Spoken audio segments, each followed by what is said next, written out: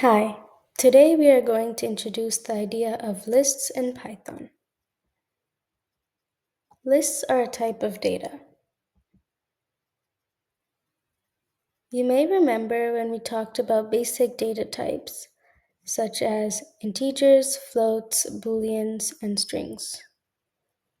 It's important to understand that lists are also a type of data in Python.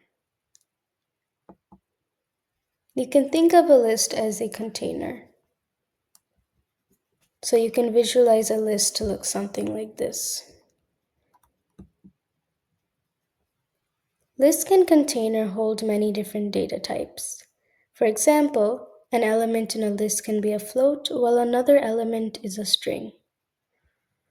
So here, in this list, high is a string, 1 is an integer, false is a boolean, 3.0 is a float, and true is a boolean.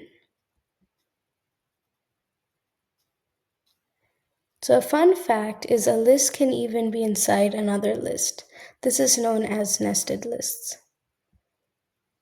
So for example, we have a list here called nested, and in the next video we're going to talk more about naming a list.